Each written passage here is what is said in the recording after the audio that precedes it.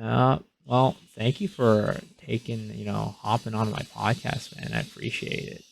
Yeah, of course. It's not every day that you get some nice one-on-one time with Mr. Johnpal like this, especially for me as an NA West goer. Yeah, especially because I am NA West, and I snuck to the other side. I mean, honestly, that's like most people. That's most people. I'm one of the only idiots that stayed on NA West and didn't go over NA Yeah, East. I'm glad I went East. Like at the start, 'cause it's always like most streamers and players go to East Uh-huh. in like any game I've ever played. And as much as I like to double down and tell all the friends to play on West, and most of my friends are East, it's like I just said, all right, let's just go East. Yeah. I mean, I don't know. It's because like I had a lot of, and honestly, I'm not sure even still why, and still I'm kind of annoyed that they didn't. I mean, I guess it's AGS servers, right? They don't have like a central server, but I really wish that they did have a central server and we just Yeah, go there. they really need to. That was like one like we have that document of like topics and things, and I added to that like NA West merger as the Hmm. most important topic for me. I mean, like I honestly don't know. Like I understand why they are not doing it at the moment, I don't. but you don't. I The don't. I have no sympathy right now. That needs to be done. you don't get you're like OCE guys, SAE guys, just screw it. Play on East Ping. A lot of people do They it shouldn't have anyways. started on a West server. I don't know. Or that, or you just split off the people that want to stay and let the people that want to go. Let them like just have like a one-time transfer or something. I don't know. But wouldn't that like Opt in. cause there to be like nobody playing in the server though? Would they? I mean, like right now, as far as I know, like West is on a decline to being a dead server. It's fine. It's not bad. It's I mean it's just like East at certain hours of the day. It's not great, but I'd say like to be honest, I find that East has more dead hours than West. And Really? what? Yeah, because West has two prime times basically because of how we have a lot of OCE and SEA players. And then the only time that West is really dead is like noon PST till like probably like 6 to 8, and then it's alive from like 8 till like 8 basically. I don't know, because like I am a West player and I've logged into West a lot to like during those couple weeks when I was trying real hard to get my Pistolier going, and it was like pretty much always dead anytime I was trying to do anything. But I'm also trying older content, sure, and that was probably a lot of it. Yeah, I think to be for me, my experience is like I have zero troubles finding parties later at night. But But you're during like a famous streamer. no, no, even when I'm like, well, one, I'm not a famous streamer, but two, even when I'm trying to do like raids like off stream, those hours are totally fine. I mean, still But people like come to your stream and want content and want to play with you, right?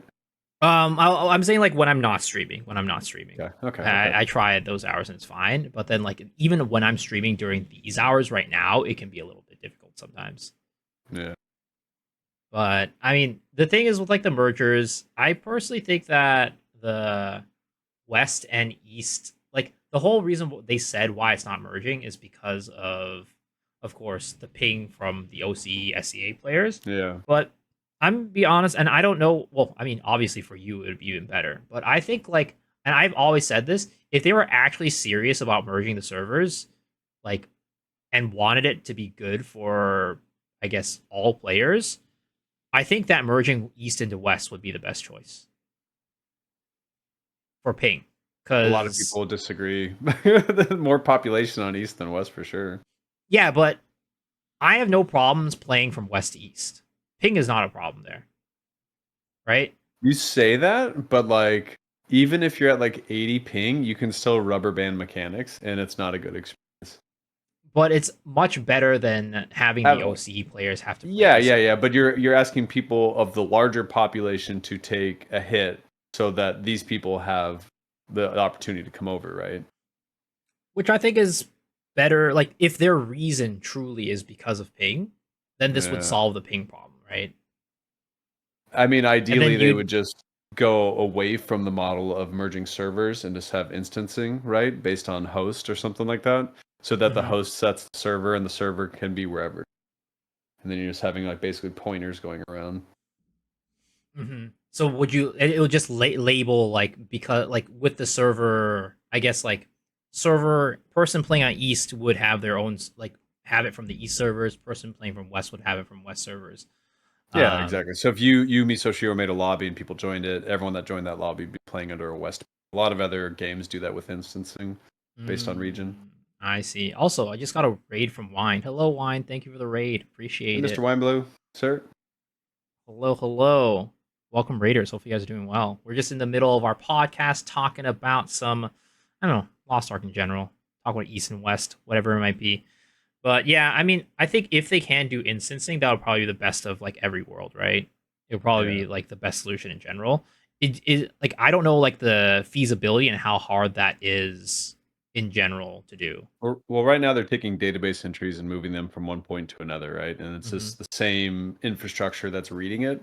So it would be a complete like system level change to be able to instance like that. So it'd be a much larger scope of a project, unfortunately. But ideally, they would focus on that. I don't know. I think they just ripped the band-aid off, transferred over, get it done. That would be, I mean, ultimately, I think like everybody would be happy with being able to play with every server. Like honestly, Yeah. I wish that they just did something like that at the beginning instead of splitting up into East and West. I was very surprised that they were doing that like at the beginning of the game, and I think a lot of people were too. A lot of people were like, "Wait, why are they doing this? Why I can't mean, we?" if ping was an issue, they wouldn't have transferred SA in because they're all playing at 2 ping or whatever. Yeah, but I mean, there's So, there's part of it's like population wise, like way smaller, and also like I think benefits for SA definitely a lot higher than benefits for West. I think for right, the but most part, like, but fundamentally, it's the same concept, right? It is if ping was the only reason, they fundamentally it are, is. But I also yeah, think like in terms of benefits, SA has a lot more to gain from having the ping stuff than SEA and OCE has from going into East. Because like again, when SEA plays, during those hours, those are actually pretty. The servers are pretty alive, in right. my opinion.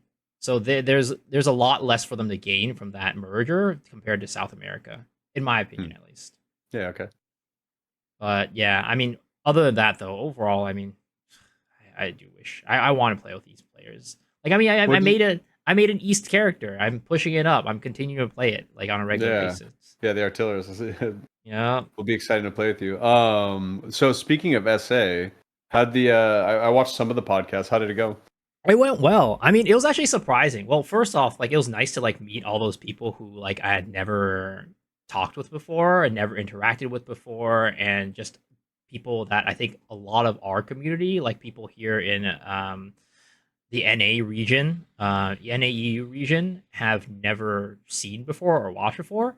So it was just like good to get some new faces and some new voices on to the podcast and like talk to them. But the other thing is like it was like also interesting about their perspective because I thought that they were gonna be like, yeah, you know, it's really terrible. It sucks right now. It's like a really not a great experience. Like I wish they would start gatekeeping us so hard. But like one of the dudes, Tesla T, he was like, you Yeah, know, honestly, I don't think it's that bad. I don't think it's a problem. I think the people who are getting gatekept are people that just have rat characters.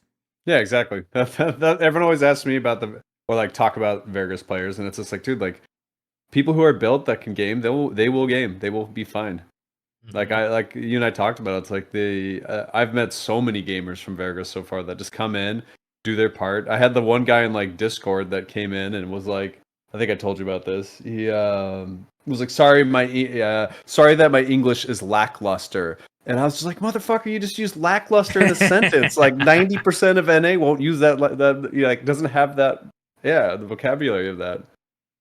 Exactly, exactly. And it's actually funny, like the sometimes people also have like I don't know, when they don't speak English as their native language, I feel like they kind of I don't know, downplay or feel like they're not great at English when they actually are pretty good. Like I'm gonna Yeah. call him out right now, Hubler, who's in the chat right now. We did a roster review the other night, and he's like, "Oh, you know, I'm a little nervous. My English isn't great." He came on, he was perfectly fine. Sounds about So, right. Yep. hmm Yeah, but and then yeah, like I think my one experience with a Vegas streamer, SA streamer, I went into this guy's chat because my friend was jumping into his hard mode echidna.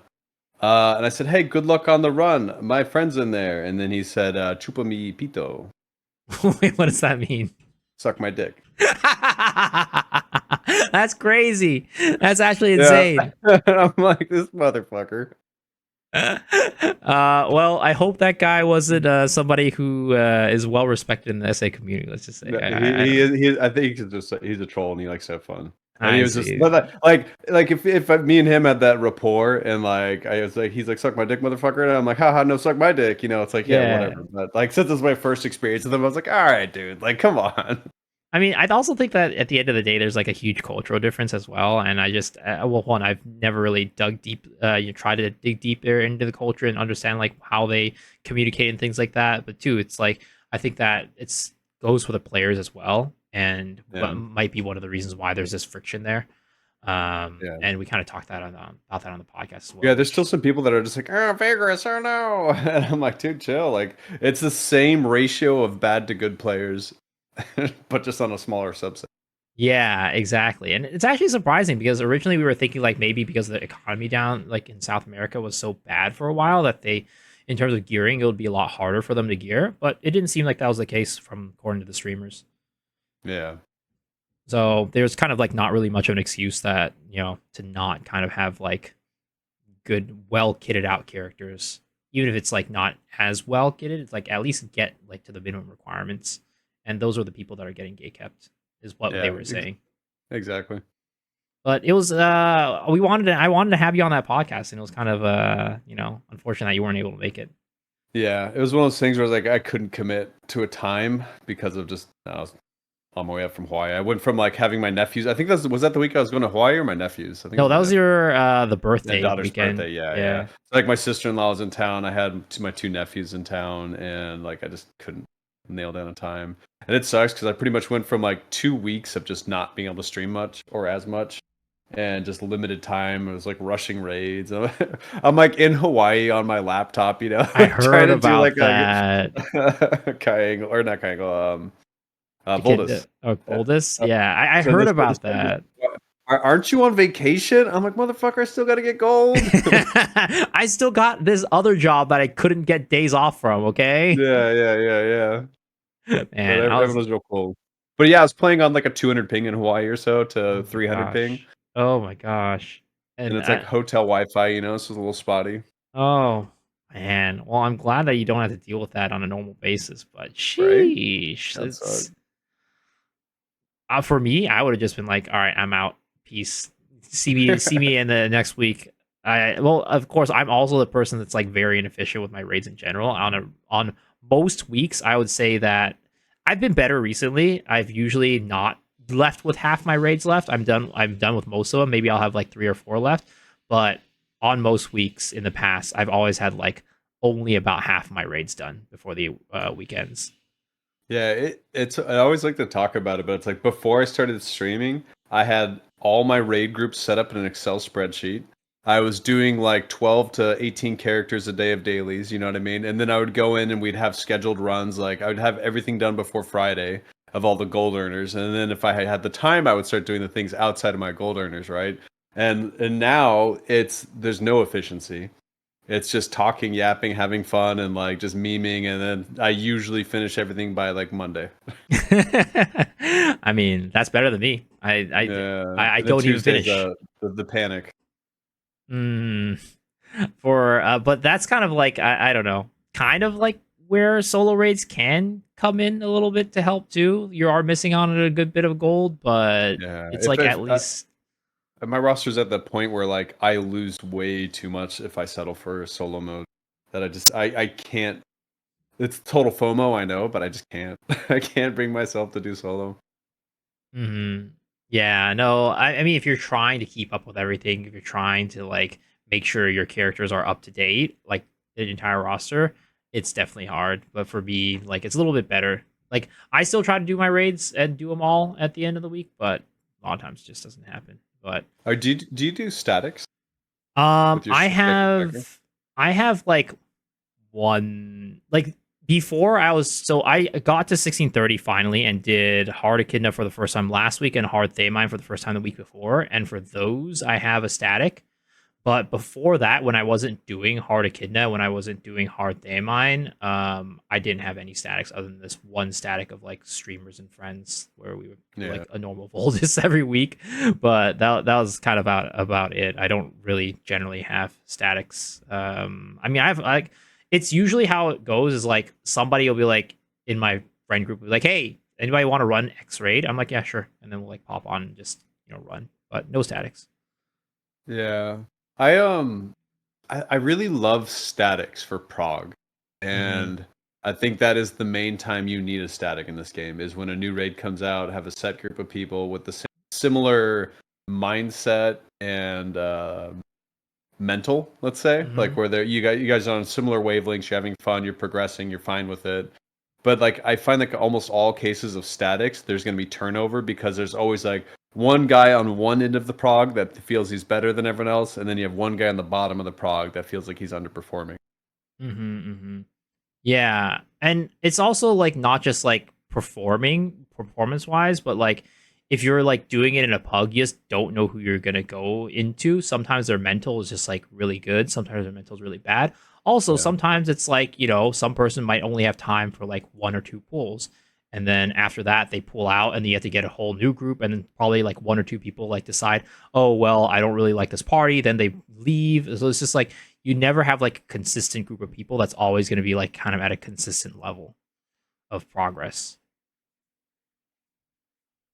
So that's kind of how I Yeah. feel about it. Yeah, and then like because every single group reaches that point at some point in the week where it's like you either have to turn everyone loose and like say, "Hey, go pug if you want more prog," or like we'll see you Tuesday, right, or Wednesday. Sorry for like reset. Hmm. And it's Yeah. like a kid. I think like this kid I did like it was so weird for me because I did like I started with blind prog with Marcus, and then we did like the streamer group with like Mr. Stoops, Hmm. Strylander, Cotty, and we got all these people together and we unblinded to do that, and then we went into Prague, and then the next day we unblinded the other group, and I was like flipping between Prague and blind Prague, and it was just like it was tough compared to just like this is my group, I'm gonna go in, we're just gonna like put this amount of time in this day, this day, this day, and be done. Hmm. I typically is, and this time actually it was funny because for Echidna, this was the first time I actually experienced doing prog without a static for my first clear. So that was an interesting kind of experience. Is it wasn't like entirely without a static. I guess I did about like 2 hours without a static and like 2 hours with a static, and then my clear was like 1 hour with like a chatter and his group. So it was like kind of static, kind of not, and it was like interesting doing like pugs and like running those because I'd never actually progged with pugs before. Have you done it before? Fogged with pugs. I do teaching, does that count? Not really. I've never done like a full prog. I've brought in pugs on prog, like if we needed to fill a body or two or something like that, and that has happened. But I've never been done like a completely just pug group. It's like, yeah, that one I ran with a friend, and I think maybe it was like one or two chatters, but like for the most part, the majority of the party was pugs, and it was like very interesting in doing it without like communication or anything like that over voice. It's like very much it felt like I don't know, the Wild West where you're just kind of on your own in many ways, Yeah. which sometimes it can be fine, like decent. You don't really, at least in the group that I was at, nobody was really ever like flaming anybody, which was nice. But I don't know if that's like I just got lucky or if that's like kind of the culture in general with pug progs. But it was just like everybody was just kind of like doing their own thing. Everybody was trying to get better on their own and kind of at their own pace. Yeah. I don't want to do a full pug prog. Like, I don't know. I like having some form of a team and the same consistency because you do learn faster and get it down faster. And for me, Hmm. there's always the FOMO of I have five other characters I have to do this on. So it's like real Yeah. tough to like just like say I forego gold this week and I'm just going to prog. And that's like part of the inherent game flaw for this game for me. It's just like prog week, I shouldn't feel guilty about, only progging. Mm-hmm. And it's like interesting because I actually have I think we have very different mentalities with how we play the game. I'm Yeah. very much like Prague week. I don't even consider gold as a thing. I don't even think about gold earning. I don't even think about other raids. As long as I'm getting my raid, like the new raid done or progged, that's all that matters to me. And like I guess even on a regular basis, right? I don't Yeah. I don't even worry about it. But that's kind of like the reason why your roster is the way it is, and my roster is the way it Right. is. Yeah. Yeah. Because I prior like I need that gold. That's like 300K a week I need to make. And if I just say nope, I'm not going to do it. Not only am I using all these consumables, but I'm just losing out on a bunch of gold. Mm-hmm. Wait, have you ever seen the state of my main in my roster? Your striker? Yeah, What do you mean by the state of it? the state of it, as in like most people look at my striker and they ask me if that's an alt or a second alt. Aw. Well, I know it's your main, and I never question it. So Yeah, most people look at it and like, wait a second, is that your alt? I'm like, no, it's my main. I only very recently, I think about 2 weeks ago, I had my first level 10 damage gem on it, nice. and Yeah, my then level 10 damage gem situation, again, like I don't skip raids. I always do raids. I'm doing extra raids to try to make extra gold. I'm grinding out the Guardians every single day to get gold from that, like selling materials, right? But not only that, but Mhm. I've had like a couple friends from those static groups I mentioned that have quit that it gave me their gems, right? Mhm. And that's like huge. I would have not finished like all the tens on my main if I didn't have like gems given to me by friends. I see, I see. Yeah, I've never had a single gem given to me. I've never bought any gems either. And I Mm, also only do 6 chaos dungeons, unlike a lot of some other people who are like doing like 10, 12, whatever it might be. So that's yeah. kind of like the reason why, one of the reasons why my gems are in the state that it is. But yeah, people look at my character and it's like, wait, are you sure that's not your alt? Yeah. And then I But that's go in, okay. You're yeah. our Miso. I mean, at the end of the day, if I'm not pulling my weight, that's a problem. So I try to at least make up, like, do what I can to like meet the at least average slash minimum that I need to do. And it's like I don't Yeah. know if like for your statics where you are and your in like how you perform, but the statics that I'm in, people are crazy, man. Literally, I'm out here like pulling like 25 to 30 on hard echidna, and I'm at the bottom. Yeah, exactly. Yeah, like my Slayer I had one really good run when I was playing with Stoops, and I did like gate one I hit 47 million DPS, and then he was at 48, so I like didn't beat him there. He's on his breaker. We had a gun lancer. It was a very Mhm. stacked group. And then in gate two I hit 38 and he hit 41. I think it was 40. Were you guys top I one did too? it. Yeah, we were 1-2. Yeah, no, for me, I'm just like I'm hitting like what on average for most pugs would be considered very good DPS, potentially probably like 1 or 2 DPS, and like I'm at the bottom with these groups. I'm like, what the heck is going on? Why are these people so insane? Yeah, a lot of it's class, right? Striker. Mhm. But like yeah, you can definitely get more. There's always ways to min max your character more, like we are talking about gems, right, and things like that. And I don't like underperforming. I don't like being the bottom. I have it like it doesn't sit well with me. I mean, yeah, I mean, I don't think anybody likes being at the bottom, but for me, like when I'm out in pugs, it's usually fine. But if it's like with my static or friends, it's just like, ooh, yeah, it's kind of Are they all playing Deathblade, Breaker, Soul Eater? uh, kind of.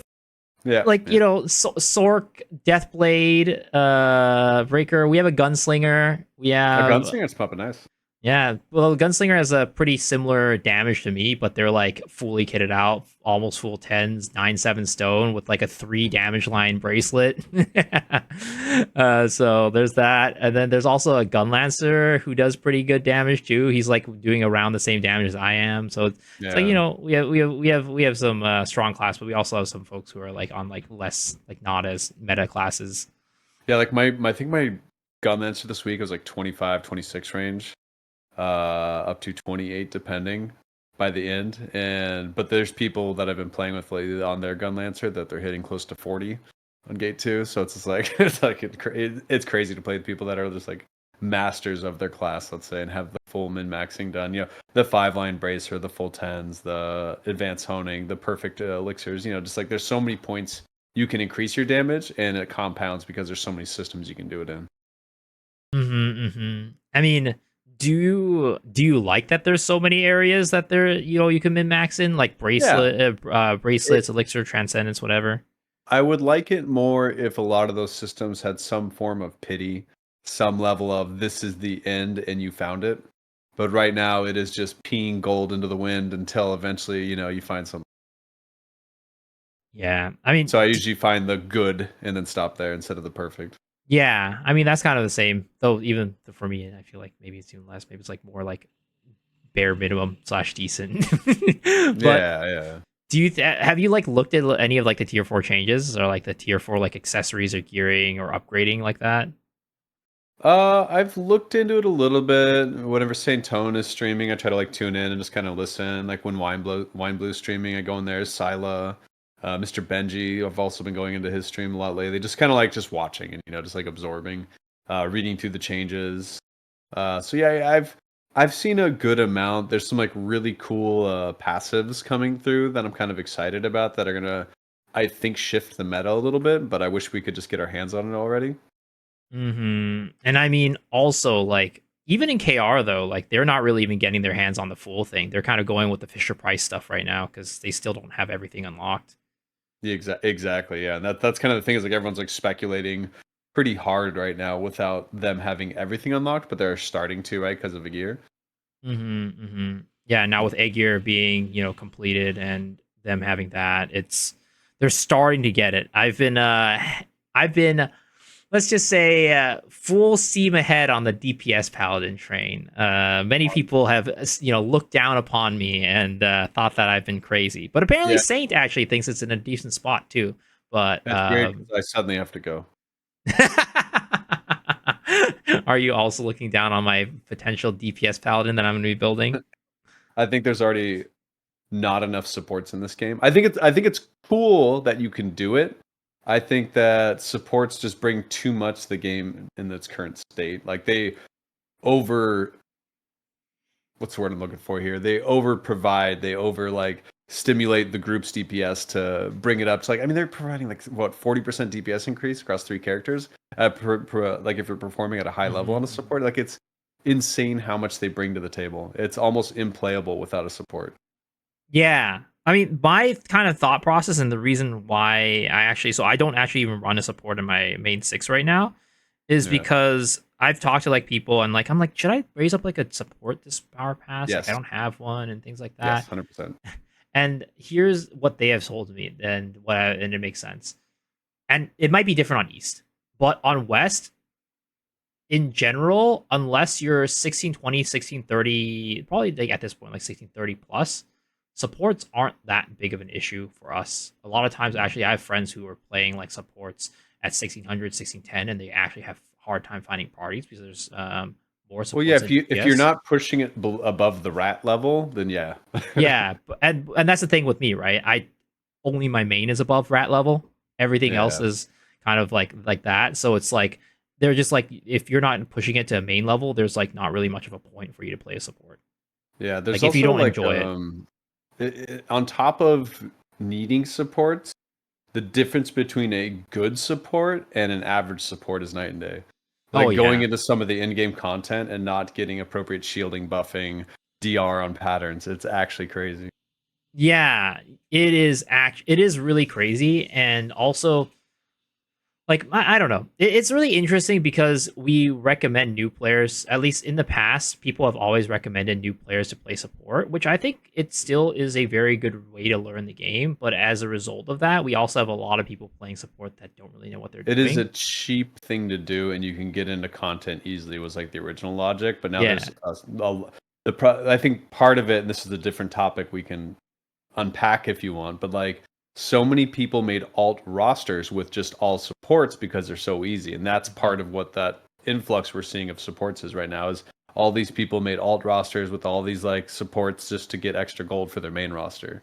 Really? Is that what people are doing? I There's a didn't know that. lot, a lot, a lot of people. Like I know a guy that has 7 different alt rosters he's running right now, and he's just funneling gold to himself. He has like probably 2-3 million gold on other rosters, just That like is combined, crazy. and this is just doing it all. Yeah, it's crazy to me. He's a really good player, and it's like it's fine and all, but like it's a weird thing to like say like we don't have enough supports. But then you have these people doing that are covering almost all that support gap. So one or two of those people quit, and then we're gonna have like much more of a problem. I mean, it's true, and it's also like at the reason why at the moment where people are like at the quote unquote rat character levels having trouble finding parties on a support because there's a lot of Let me clarify. When I say rat, I mean someone that you push to the end of the event and then you haven't touched it. Like that. I'm Mhm. not saying like that item level is a rat, but I'm just saying Yeah, at yeah, the end of an of event. Yeah, course. yeah, So like around that item level, it's just like it's like where the rat characters typically live, I guess, right? Is what you're saying. yeah, It's like not everybody at that item level is a quote unquote rat character, but that's kind of where a lot of the rat characters live. yeah. Exactly. It's like a nest, a rat nest. You know. You've hit you it's like the subways in New York City, it's like not everybody down there is a rat, but like there's just kind of where the rats live. Yeah, yeah, yeah, yeah. But yeah, Exactly. so I think that's kind of one of the reasons why like around that item level there's just like so many more supports, and like supports are actually having trouble finding parties sometimes. Yeah. It's um but yeah, have you noticed that on West? Do you know anyone that has multiple rosters? Because it's pretty prevalent on the. It's like there's a lot of people who bust for the extra gold. There's people who have alt rosters for the extra gold, and these guys also are doing life skills on all these alt rosters too, and funneling all those Arehas and selling them. Like it's mm, crazy. I don't know anybody who has like multiple alt rosters of like supports like that. But I do know people who have like multiple alt rosters. Yeah, But again, they're not like people who are going in and being like all support rosters. yeah. Because like So, it is hard to be a new character trying to do DPS when there's like we're talking about. There's so many different systems. You have to min max to be able to do okay. mhm. It's like when I play that Pistolier on West, I have none of those systems max. I don't have the cards, I don't have the books, I don't have anything. So it's like it just feels bad. I'm missing out on like 30-40% damage because of it. Yeah, and it's the same thing for me on my artillerist. I go in there, I'm like, this is definitely a fighter angle, and if I'm not Yeah. fighter angle, something's wrong. You're right. I didn't ask you doing barrage or firepower. I'm doing barrage. I'm doing barrage because I've never One played. gem. Yeah. It's a one gem class, a little bit easier for that reason, for gearing wise. But also, I've always wanted to make a barrage artillerist, but just never gotten around to it. So, want to try it out and see it. But it's funny because Rin, right? Mini Yeah. Rin.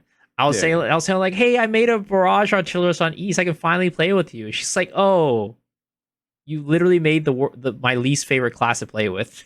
Wow, that's toxic. Rin said that to you? Yeah, I mean it was a joke, but I mean Was jokingly, but it's not a was it joke. though? Was it though? It jokingly, but not a joke that it's her least favorite class to play with. Yeah. But I mean, F firepower, or sorry, barrage artillerist is definitely like, I have friends who like played that class and like stopped playing it because like the raids themselves are like really punishing towards that type of class and just makes the rest of the raid unhappy with you.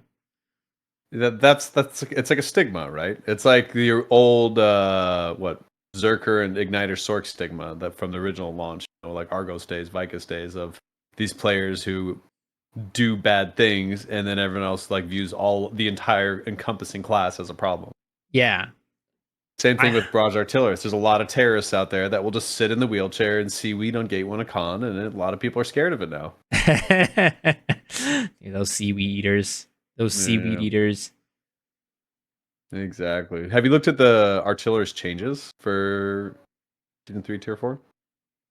No, I have not. I mean I only know the beam teleport, wheelchair teleport. That's about it. Which sucks because it's only on cast. So when you first enter wheelchair, you do a little short range teleport. You can't I was actually use it hoping, in mid. yeah, I was hoping like once you're into it, you can push like one skill and like do quick little blink to get out of things. I mean that would be nice and that would help with the problem. But Exactly, yeah, but I don't know. They didn't do it for whatever reason. I honestly I question how they've made decisions to like add arc passives for certain classes because definitely certain classes got a lot of love and some Yes. classes didn't get any. When like Yes. some of those classes that didn't get any are classes that have been needing love for a while but still haven't gotten them. It's almost as if they were the intern got it and they were lazy and were like, "What do I do?" And it's like, I don't know, give it a few more percent. Oh, Zerk mains and Slayer mains in shambles. Well, Zerk gets that really fun and cool spacebar mechanic now, right, Ooh. guys? Oh no. Now you got to deal with red dust and spacebar management. Ooh. Yeah. Yeah, but yeah, I think Zerk Slayer kind of not great. But the artillery changes are kind of neat, like because you get like a firepower's getting like a Gatling gun backpack, and you go into like Super Saiyan mode with a gun pack. Oh shit. It's kind of cool. And then barrage, so you can put down little mini turrets everywhere, which is Oh, I pretty saw neat. that. I Like, saw that. yeah, yeah, that looks pretty cool. Which classes you think came up the biggest for you? I think one of the biggest winners for sure is Gunslinger. Even though they didn't add much in terms of new, they fixed their biggest problem. Which is One of the biggest problems in the past for Gunslinger has been that shotgun skills, I think his shotgun gets crit rate, where the other skills, like the other gun stances, don't get crit rate. So you're always either under critting or over critting yeah, because of how that works. And there's like, it's really hindered Gunslinger's damage a lot for that reason because they could never actually optimize their stats well for all their stances. But now all the guns get those benefits. Every right. gun gets the certain gun benefits across all the guns. So Yeah, which now they, they they don't have kind to of worry did about for that. that's what they kind of Glavier got a while back in a rework, right? Where they had the blue and the red Yeah. stance buffs lasting over. So now they're doing the same for Gunslinger. Cool, yeah. Yeah, though Glavier is also still not in a great place from what I hear. Yeah, the support changes were kind of interesting. Like I love that they're making it so whenever you activate your identity, it brands the boss. It's like one less global cooldown you have to cycle through to be able to maximize damage for the group, which is pretty neat. So it's like attack power into identity to let them like start being goblins. I think that was a pretty cool change. Mhm. Bard's getting the extra bubble that they can't necessarily cast a 4-bar with, but they can store more. Pretty cool. But they're also getting attack speed cooked into their identity, which is really neat. I like that. Some people will say like Bard didn't get enough because they're not fixing their mana problems. It's like, but they won in other ways, I guess, compared to the other supports. And you can still everyone's doing 6x3. So I'm interested to see what bards are going to pick up as that extra +3. I don't think anyone's going to do Crisis 3, right? I would hope not. That seems weird. I think all supports are now going to be running Magic Stream. So Yeah, Bards Magic didn't seems run Magic really Stream big. before, right? So I think they didn't, I don't think they ran Magic Stream before at least. I don't. Yeah, Magic seems going to be big. I think most sports are going to pick that up. And I'm interested to see. There was one passive that's huge that someone pointed out to me, I think it was yesterday. It's called Blunt Spike, and it is a Mhm. passive that anyone can use. It makes it so you get 15%. What's it called? What's the new damage type called? Do you remember? Evolution damage. Evolution damage. So it gives you 15% more evolution damage. It's 2 levels. It caps your crit out at 80%, but all crit that overcaps gets converted into additional evolution damage up to 70% more. Oh, interesting. So Interesting. any class that overcaps crit, such as like a Zerker, let's say, Mhm. or a Destroyer, if you're okay with it, and as long as you're okay with having that 80% crit, you're going to be able to gain a shit ton of damage. Like that's worth more than an engraving in one single node. So there's stuff like that that we haven't really gotten our hands on. I haven't seen anyone talking about or testing that I'm really interested in because it does impact my class. Mhm. So that'll be pretty cool. Yeah, I think I was listening to Saint talk about it the other night, and I think that nobody has enough nodes to invest in it yet, from what I hear. Yeah. Yeah, So exactly. it'll be Yeah, interesting. Knight's Edge, that'll be pretty cool. Exactly. Um, what else? Lunar and Shock getting non-positional hits as part of their kit. Like that's so fucking cool. Yeah, and also RE Blade I was watching seemed pretty cool. Right, RE too. They got it too. That's right. Yeah. Yeah, their surge is now non-positional and lets them teleport to wherever their mouse cursor's at. Kind of interesting for sure. Um, Shadow Hunters having a new X skill or whatever on their demonic transform, basically getting kind of like a Yeah. surge in their demonic form. I was looking at the numbers, it kind of seemed lackluster. It kind of just seemed like another S skill. But yeah. Yeah, like Destroyer is coming up pretty big, I think. They're like for rate. Do you have a Destroyer? Yeah, you do. Have you looked at that at all? Like what they're getting? Not really, and also I kind of dropped the boy. No, no. I'm all Um, I'm at the end of the day, it just wasn't for me. It just wasn't for me. But I'm also the type of person that drops, like, picks up and drops classes like so often. So I yeah, wouldn't be me surprised if I too. pick it up again at one point in time. It's so you know the GT meter you build up while you're in Rage Hammer, and you Yeah. can pop it for like shield push immune and like a brief hmm bonk You window. can Let's say now if get that everyone's on cooldown. Rage Hammer, right? You can now use it on Rage Hammer. Well, you always could now, and But you couldn't you use would use it. skills. You can use skills while you're in it, and it gives you 25% damage increase. That's pretty It's dang big. insane. So it's like a super ignite for when you're bonking. Like actually really cool. And Yeah, then like that GT mode, the last like 8 bonks are getting like supercharged or something like that, which is kind of weird to me. Of everyone to get like a non-positional buff, I think GT really needed something there. hmm but they didn't. But they didn't, yeah. I think it would be. I mean, technically, GT has been nerfed quite a few times in KR over and over again. So I think they're Yeah. kind of afraid of the class. They're Well, they're scared of afraid its because hidden it's like potential. if a boss has any potential to be tricksy on damage, meaning you can get a full rotation, like multiple ones in a row in the front or the back, let's say, it's like it goes crazy. But if Yeah. it's a high, like I tried taking my GT bonker into Thame on gate 4, and it was tough. Oh It yeah. was tough. I mean, I'd say the majority of raids gates, like raids in the game, aren't super friendly to GT. Yeah. There's people who can do it, and you can min max it. You can do all right, but like compared to other classes, the ability to dish out damage is easier, right? Definitely. I just And then it's like you have Breaker, which is like, kind of the same concept of GT except a much smaller window, so they're doing way more damage Yep, because and it's they just can easier. activate their X push immune with any skill, and I mean, it's that class interesting. is. I still think Sura Breaker is just like the most ridiculous class in the game. It has too much. The kit is just way too loaded. Even Yeah, if I it's agree. damage, even if they were to take the damage down another notch, I'd still call it like the best class in the game because of just its overall kit. Yeah. So, what do you think of striker changes? It's interesting, right? ESO is a very straightforward change. Basically just like attack speed and like, increased damage and things like that whenever I thought you that one was the one that gets the every cast increasing damage up to like 5 or something like that, and then the fifth one's supercharged. No, so Or is that the other that's one? Death Blow. So Death Oh, that was Death Blow. Blow is sorry. It's interesting. Death Blow is interesting, and there's like some theory crafting around this that I've been very interested in seeing and how it goes.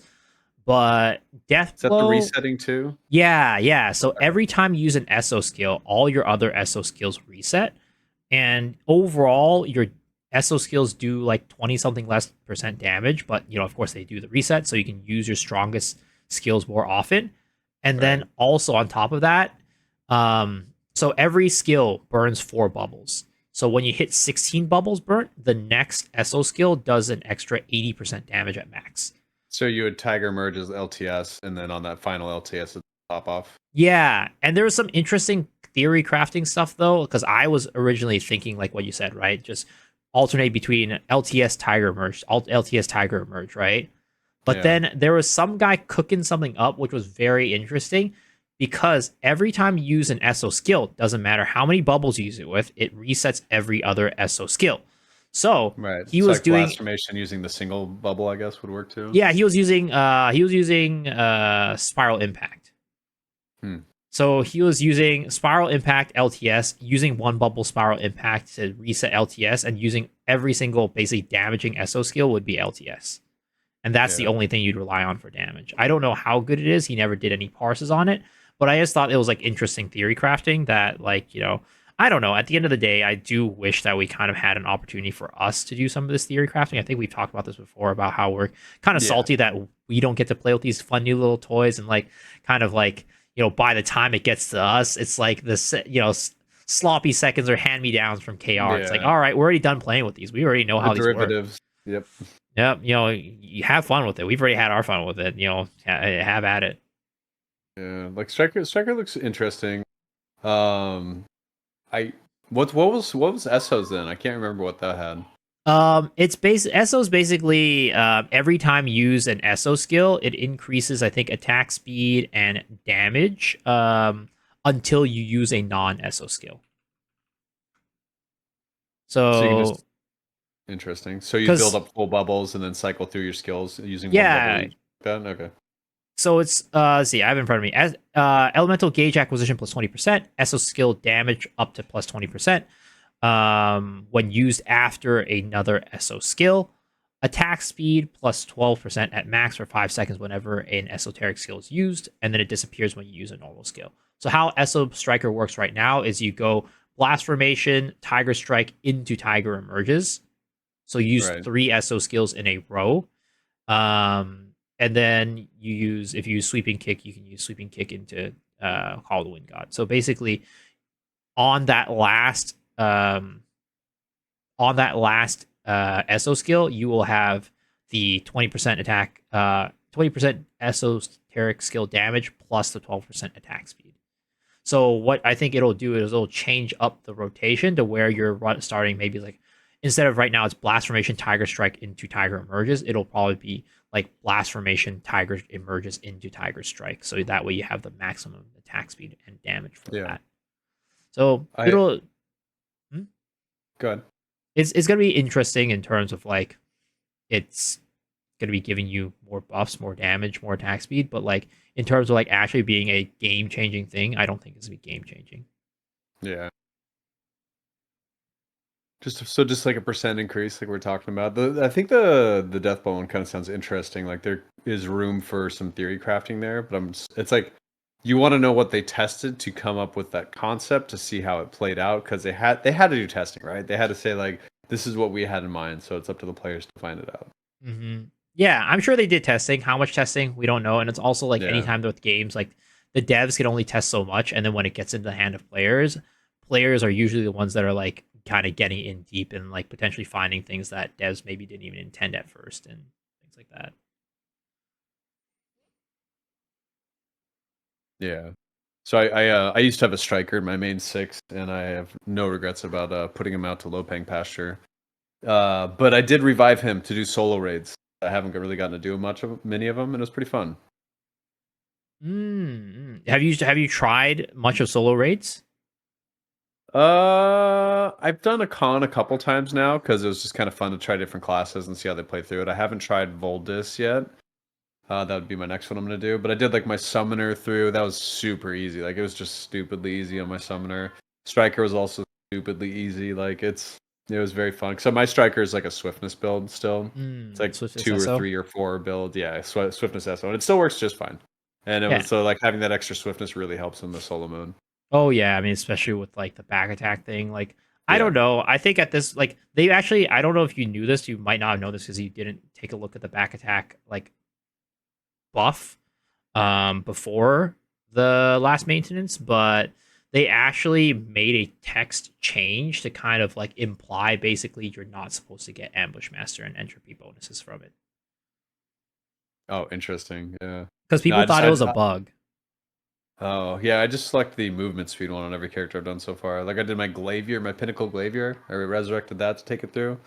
So that was pretty fun.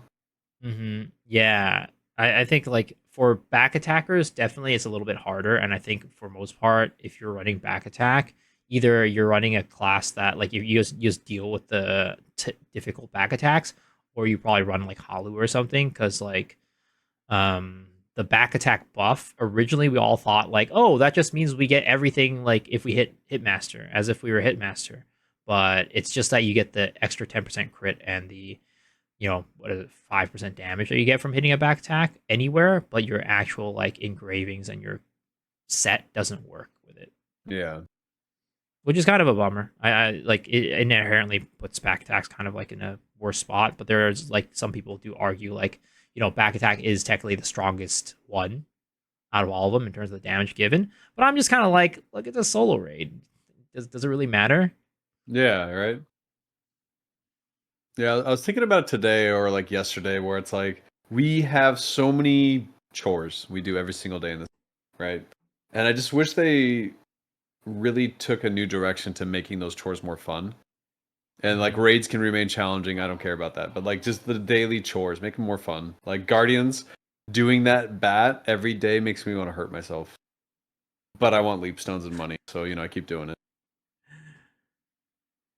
I don't know. I think I do wish there were more alternatives to get our dailies done. Yeah. More different like opportunities. I mean, at the end of the day, there's people who are still gonna min max, right? I think there are still gonna be people who just do like the best option, like Oh the yeah, most of efficient course. option, but at least give people a choice. And like I've always said that about everything in the game. Like, you know, let us do have an alternative to getting gold other than through raids. Let us have an alternative to doing dailies other than chaos, like whatever it might be. Like even if Yeah, certain like things. there's so many systems dated, such as like the Una tokens. Like Mhm. that is so dated at this point. Like it's sure it's a free like 5K a week or whatever it is to 10K depending on how lucky you get. I think it's 5K, right? It's But like something 5 to 6K, yeah. yeah, but like something like that where like your weeklies can give gold. Let's so you get rid of one of your raids to do weeklies for gold. Like Mhm. stuff like that would be really cool. Yeah, and I was actually talking about this before, and some people didn't like this idea, but like, kind of the inverse as well, because that's Una's is a place where bots can get gold as well, and in order to help with botting stuff, because solo raids are around now and anybody has access to it, thinking Yeah. about potentially taking gold off of Una's and bringing it into other pieces of content that bots don't really have easy access to. I don't like having this is something as like because I came from game development, right? Yep. Um, so I am strongly against making any change that punishes your existing subscriber base Oh because you're yeah, trying to combat bots, I am right? also on that too. Yeah, like you can't punish everyone because like what like so Yeah, it's a weird balance. So anytime anything comes up where it's like, hey, we need to do this to combat the bots yeah, and kind of keep like them in trusted mind. status and all this Yeah. stuff, which is I think trusted status is actually like I don't know, it's so bad for new players. Yeah. It's Well, yeah. Let's talk about that. Like we still have people who are being banned mhm. and unable to make new accounts, unable to get trusted status, that are just trying to get into the game, and it's still prevalent. Like it's still a problem. Like it actually blows my mind that they're actually not. Like that is not a fire that they're trying to put out. I haven't even Mhm. seen mention of it. It's like it, you're as a company, as a developer, as a publisher, whatever it might be, your goal is to get more people to play the game. Yeah. And when the only way to get more people to play the game is getting new players. And if you have a system in the game that actively punishes new players, then like that's really bad because Yeah. nobody It's new is going to terrible. be playing the game because they're having a worse experience than everybody else in a game that is already very punishing to new players to begin with. Yeah. I love to try to give everyone the benefit of the doubt, of course, right? Because we don't know what we don't know. That's one of my Mhm. favorite. They may be doing a lot that we don't even see, Yeah, but of even course. so, you're banning new players. Yeah. And with It's zero sad. communication as to like, hey, we understand this is a problem, like we're trying to work it out. It's like zero acknowledgement basically of like this being an issue, which is again like one of the, in my opinion, biggest reasons why like Lost Ark does not have more did not get more newer players with this last patch. I Yeah, think that like maybe a lot of people tried it out and then they didn't get the power pass because they weren't trusted. yeah. Maybe people tried it out and then they were playing having fun and they got banned randomly and then lost their trusted. Like And all then I've these heard of people issues. who they've posted this, like they started a new account, they tried going through it, they get banned, they go to AGS support, they get presumably an AI response Hmm. or bot, and that just tells them go f yourself, right? Yeah, And then they try to go again, go f yourself, and it's like, why would someone put in more effort to try to play that game? Like it's just you're shooting yourself in the foot. 100%. It's. I mean, I've talked about it in the past. I've talked about it as an issue multiple times, but Same. I don't know. It's I just don't know why they don't address. I mean, there's a lot of things I don't know why they don't address. Again, I always want to give them the benefit of the doubt. It's kind of like how I don't know if you were watching Stoops' stream or have heard of like this from him, but he's like the other day he like showed everybody like, hey, I message AGS regularly. I send things to Henry. I think I send things to him regularly. I send things to Tom regularly about issues that I see in the game, asking them why these things aren't addressed, things like that, and like bringing things up to them. So it's like it's not like they don't are not aware of these issues, and it's not that they don't have conversations about it with people, but it's like why are these issues that we're talking about just like never getting addressed or never being surfaced or doesn't even seem to be like acknowledged. Yeah, there's a new game studio that's been made this game Enshrouded. Hmm. Keen Studios or Keen something. Keen, I don't know. But like they are just like a class act so far in communication. Like they basically do a feedback thread. They then list out all the top feedback that people vote for, like in a poll, and then they say this is on the roadmap. This is what's to come this quarter, this quarter, this quarter. Here's the things you guys really wanted, and it's just like so cool to see that level of communication. Whereas like I feel we are in the dark on a schedule to receive a update of a roadmap on this time. You know what I mean? Like Hmm. until that comes out, we don't know anything. Like it could be anything. Yeah, and with like actually it's kind of this on the same thing with like a lot of people playing Wuthering Waves. Kuro Games has been doing a pretty good job of as well of keeping players updated of what's going on, telling people the reasoning why they're making like changes and like things like that. I haven't played it since like maybe like beginning of June, but for the month or so that I was playing with, there was a lot of communication from them, which seemed pretty good. Which again, I don't know. I feel like, and this was something that I was watching like an Asmongold video at one point, and he was saying this like at this like where we are in games a lot of times like just at the very minimum of being able to like be communicative and showing like that you actually care about the gamers and having their best experience in mind is enough to win the hearts of gamers and like have them support your game and have them support like your company, which I feel like a lot of people companies aren't really doing as Yeah. much these Like when days. was the last time you heard any response or publication or anything about like the West? Which Like never like the last time we heard yeah. was when they canceled it. Yeah, when they said it's not happening. And that to me is absolutely wild that a company would just not like bring that back up. Like that is such a huge thing. And it's a thing that a lot of people want and I think would bring a lot of life to the game. Like Yeah. I don't know. It's like the worst thing is like when you're a new player, you're trying to search up for things about the game and like it's seeing players not excited about the game. And Yeah. like do things to like make it players excited. Do things to make players like, like have things to talk about, have positive things to look forward to and keep the in mind, keep the positives in mind instead of the negatives. Yeah, That's even if like the update was something like, "Hey, we're aware that this is still happening, or we are looking into it." Like, even if it's just we're looking into it, I don't like that's better than nothing. Like, over communication is like key, and then like almost all avenues of like any sort of business. yeah. I mean, I just m- maybe it's wrong of me to have like high expectations, but I'm hoping that the roadmap tomorrow is good because they are in Korea right now talking to Smilegate. Hopefully, because of like this publisher developer relationship and like having it being overseas and time zone differences and stuff like that, partly the reason why we're not able to get like, more regular communication from them. But I'm hoping that, Copium, the conversation today, and will help drive a very positive and productive roadmap tomorrow. Yeah, and again, like we're talking about this, I'm saying this, but I still give them a lot of leeway, the benefit of the doubt, because they are having to go to Smilegate to make changes to do Hmm. anything. But then it's difficult when you see something like 10 cent over the other product, right, the other region, Hmm. and able to make changes that we haven't even heard of being able like as a possibility, and they're getting Yeah. them. And so whenever you see that, it's hard not to say, well, what about me? And I've had deep conversations about this as before as well, and I don't know, and maybe it's just I'm too positive or like not positive, but like giving them too much of a benefit of the doubt. But I think that there's also like maybe partly there's a multiple levels to it, right? One, AGS themselves are this is their first game that they've published like by themselves, like not like a game they've developed and published as the first game that they've published from Was New World developed and published by them? yes, it is Okay. developed and published by AGS.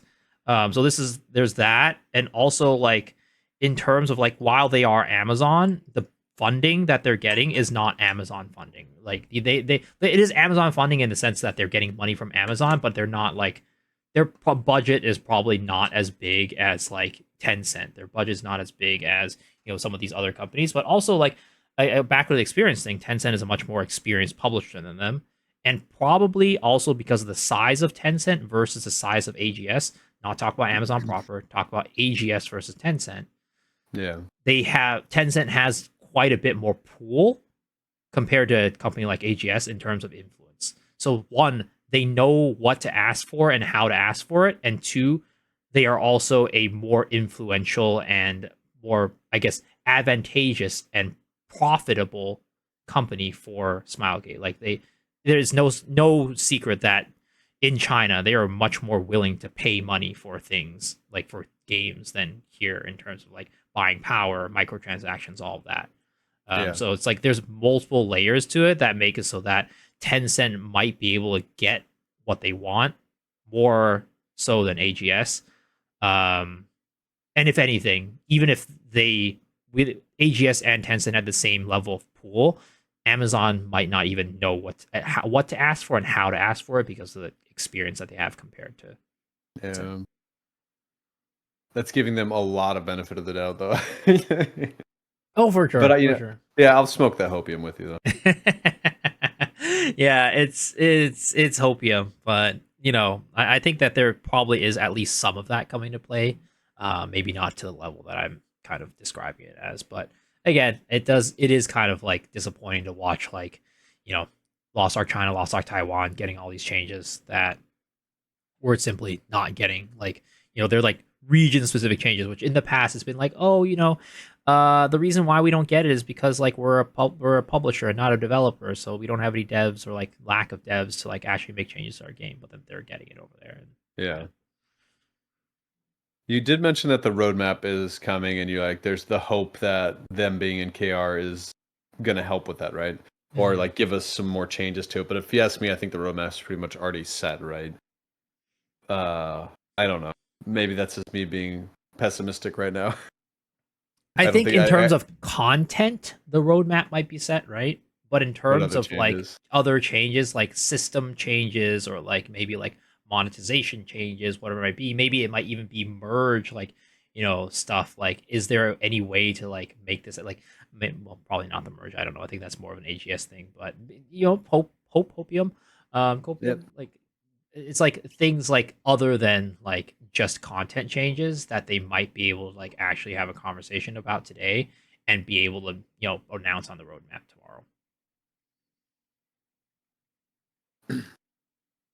Yeah, I mean, I'm ever hopeful, right? We all love this game. We're all passionate about this game. We don't want to die, and that's why we are passionate about it. And we continue to talk about it, right? And if enough people talk about it, hopefully change comes of it.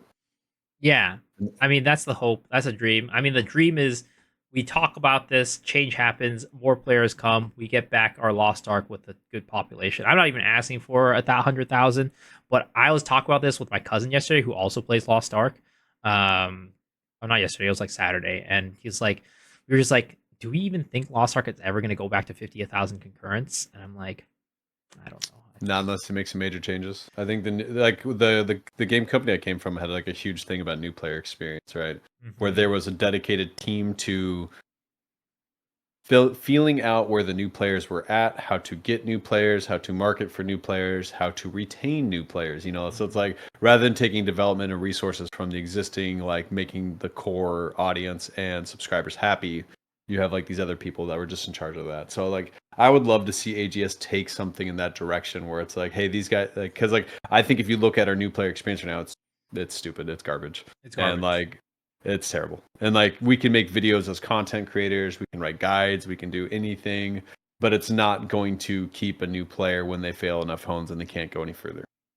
Like I'm sorry, or they get banned and or they get get trusted banned, status. or they get accepted to a party and say you're shit and then kicked, like stuff like that. Like I don't know.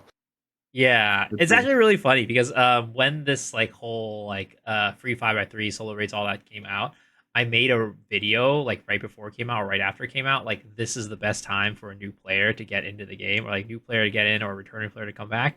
And like I'd say the majority of the comments on that video are like, yeah, who would want to come back to this garbage game? Oh yeah, can't wait to yeah. go in and like finish solo raids, not get enough gold, and like not be able to hold my care. Like it's like, oh my gosh, there's so many things that like this game is like as much light of a positive light you can try to paint it in. There are also like these kind of like one players that are very unhappy about the game, but two, like rightfully so, there are some really garbage systems in the game too. Yeah, tons of garbage systems that still haven't been touched. Yeah. Yeah. And like I love season 3 and tier 4.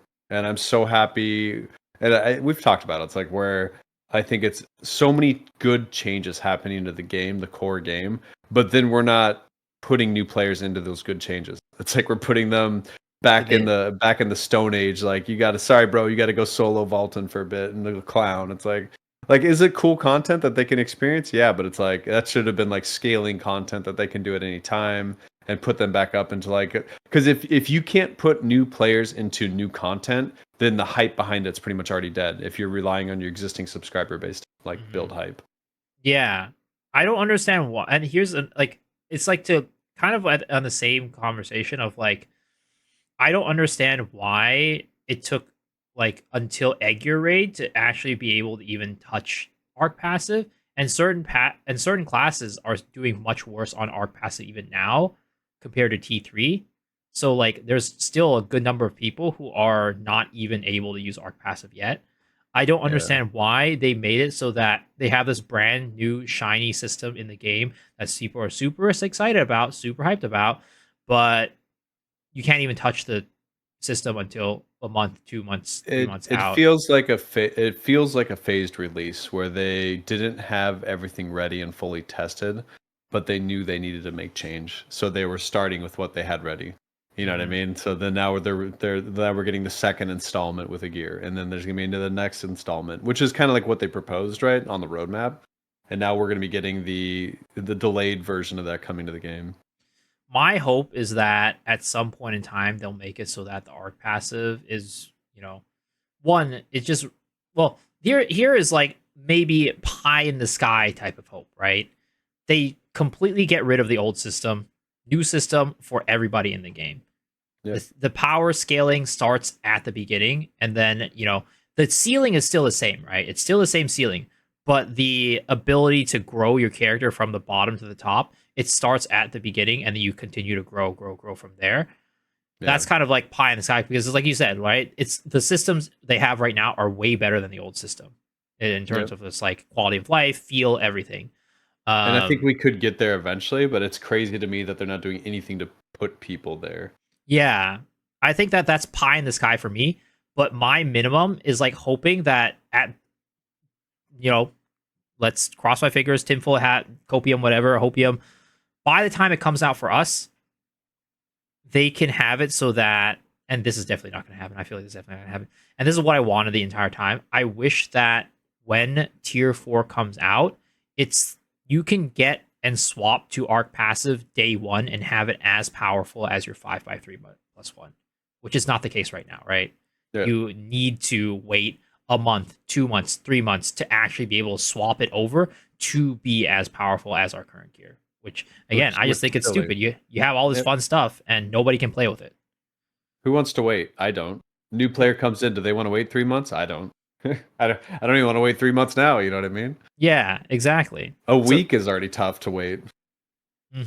so I don't know. I hope that they can make a change like that, which I don't think is very likely. And I don't know. I don't know if this is like here's another thing like for me as well. Like I always like feel like this is a they have Korean games in general, Korean MMOs have a lot of these type of problems because of like the monetization style of the game. And I don't know if you agree or not, but like I feel like there's a lot of these unfriendly practices which exist in other games as well, but I think Korean games specifically because of kind of like partly their culture there being a little bit more okay and open to pay to win.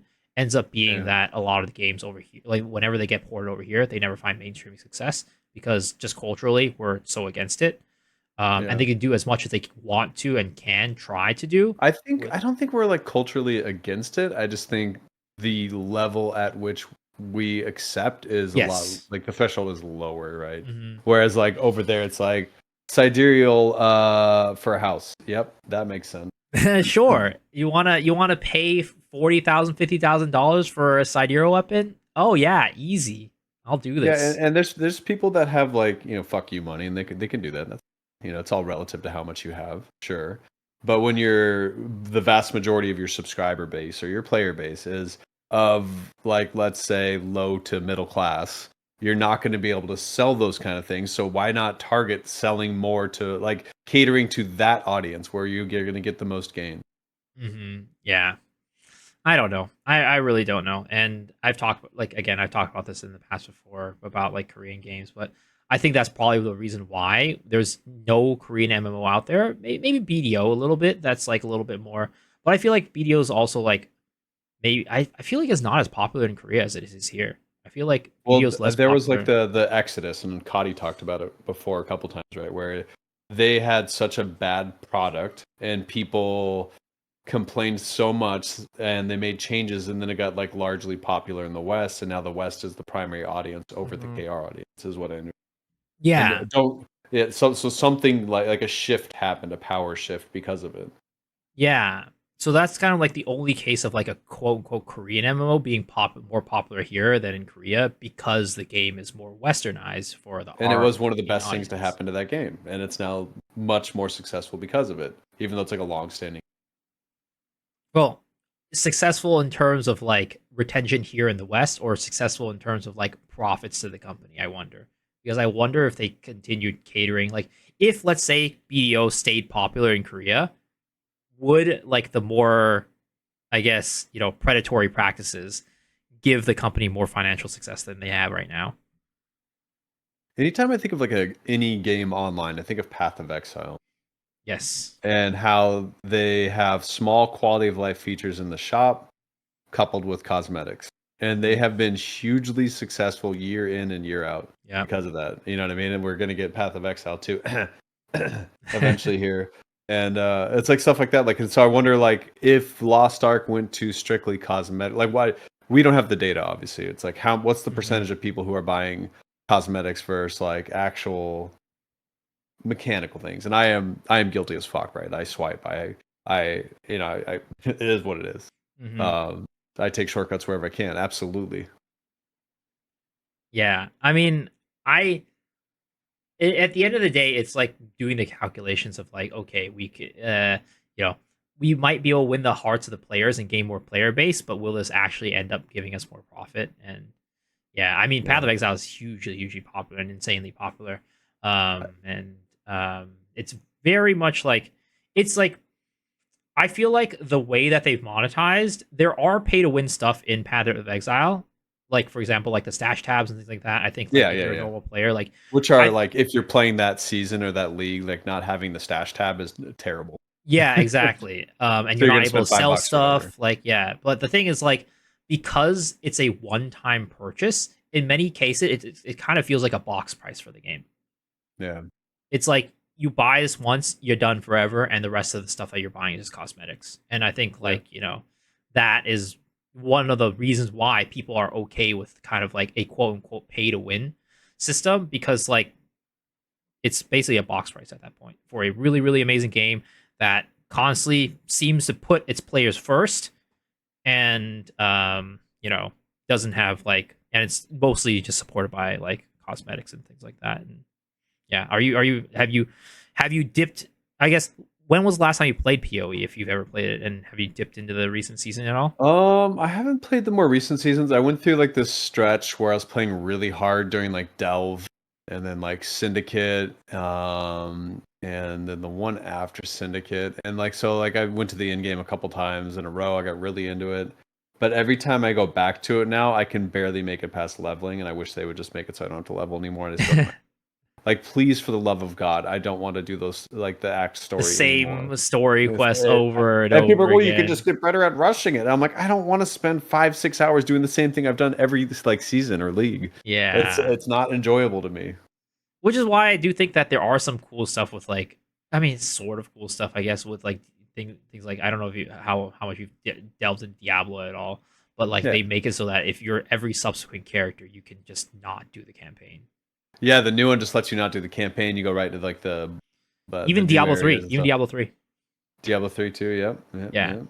So it's like there are there is that nice part about it, but Yeah, yeah, Diablo 3 is awesome to jump back into now and then. Like, it's so Diablo for babies at this point that I love it. It's like you can just go in for like a night or two or a weekend, get to pretty much Greater Rift 100 or whatever it is, and they hand you a free set. You get all the stuff you need, enough to like start doing stuff. It's great. it's nice. It's a nice little arcade game, you know. Yeah, yeah, exactly.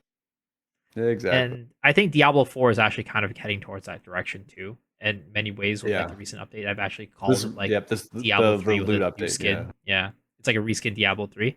So I mean, I don't know. I don't know if you have D4 or played D4 before, Yeah, but yeah. I hated it when not hated it. I played it when it first came out, but it's so hard to play other games in general when you're playing Lost Ark, oh, as well as like similar ARPG format or loot, like anything I like it, right? I struggle with that so much, and like it's it's hard, right? Yeah, You're like at the end of the day, beyond your in the back of your head, you're like, oh, I got these dailies to do, I got to do these weeklies, I got these raids to get out of the way. I wouldn't have time, but like also, I don't know. It's like we're not all sad. Like Stoops can do it, I guess he can kind of do it because he at the end of the day ends up just I don't know. He throws money at the game and is able to do that. But I mean, he's still doing his weeklies for the most part, like some of his weeklies, but yeah, for like a lot of us who are not, like Stoops, can't really quite do that. yeah. Like I do the same thing, but I'm still grinding it constantly and swiping. So it's like the perfect storm, right? That's but I've been doing it so long at this point, like I have a lot more, such a wide roster because of it. Yeah, I mean, I try not to swipe. I do it every now and then. Kind of to especially like I don't know. Here's like something that I've kind of come to like thought like or like has crossed my mind as a content creator. Like I feel like part of me as a content creator, I need to showcase more endgame stuff because if you ever go to my stream, a lot of times just me sitting there at a chaos dungeon or guardian raid, but I feel like a lot of people want to see me raid, want to participate in raid and play with me, but like Yeah. I just don't have like the level of characters that a lot of other streamers have to like kind of get that get a lot of like echidnas, get a lot of Theomines, and give them that content that they want. So that's kind of like part of things that been thinking about as well in terms Yeah, of my like I roster. have like, 4 hard echidnas, 4 hard thays, plus like the gate 4 thays, you know what I mean? Like so and I'm showcasing a wide variety of classes at the end game, which I think draws people to like want to watch that kind of content for sure. Yeah, I have like one hard echidna, one hard Theomine, and then I have three normal Theomines at this point, Yeah. and two normal echidnas. So it's like my roster is just definitely like a lot less end game than a lot of other. I feel like a lot of people It want. helps a lot too because like then I have like the 4 normal thay, 4 normal echidna after that. Hmm. And it's nice to be able to do stuff with the community, like because like you do one run and you can't fit everyone, right? So I can like Hmm. do multiple runs, I can do more teaching runs, I can help out, and like it's nice having the depth I have. Yeah. So that's like part of like some things I'm thinking about with my roster, and like one of the reasons why need to swipe, but it's hard. No job other than streaming. It's not like this pays the bills right now, so Yeah. it is what it is. But I mean, we're kind of like talking about real life ish type of stuff, but kind of segueing off of that, TwitchCon. Like, I'm excited about TwitchCon. Are you? Yes. I have been to 100 conventions at least in my days. Uh Probably. I'm making a number. huh. But I like I enjoy conventions for the most part. It's more about getting together with people and just hanging out. Like the actual convention itself, I almost never enjoy. It's like so boring to me, like walking around the grounds usually, unless it's like something you're completely passionate about. But it's just kind of like, like meeting up with like all the Lost Ark content creators, the players that are coming. Like that's what I'm looking forward to for sure. The TwitchCon convention itself, like I live Southern California, right? So it's like in my backyard basically. I can just go to it. So I'm like fortunate in that sense. It's not going to cost me anything to go to it outside Hmm. of like ticket price. Yeah, I mean that's kind of the most what I'm most excited about as well. Just seeing everybody, meeting everybody, like all these people that we've been talking with online, and like in like the very much the same sphere as us. Like we're just I've never met anybody before. I mean, I've met a couple people who are here in the Bay Area, but that's about it. Um, so it's gonna be nice to see like everybody at TwitchCon. Like it's nice that, and honestly, I don't know if this is ever gonna happen where we have so many of our Lost Ark creators just going to TwitchCon together or like one event together. I don't. I feel Yeah. like this might be the one event where like the most Lost Ark creators show up to, unless they do like Loa on here or something like that. I don't know, but like it's gonna be nice to just see everybody and like looking forward to like meeting you, meeting like the other streamers, and meeting some of the viewers as well, whoever is there. And I don't know. I hope that AGS is able to pull something together too, just like a little nice little fun get together and gathering. And yeah, I mean, I'll talk about the other stream. I kind of want to like reach out and like see like if they're where that process is, and like I don't know if there's anything I can help out with, like hosting like fun event like Lost Ark Jeopardy, Lost Ark Trivia, whatever it may be. I want to try to see if I could get involved and help out there too. Yeah, for sure. Yeah, I'm hoping. I know Stoops is talking with AGS, and he Yeah. said something's going on. So hopefully we get some like news of that soon. Because I like knowing. I Hmm. like having some level of information of this is what's going to happen on around this day.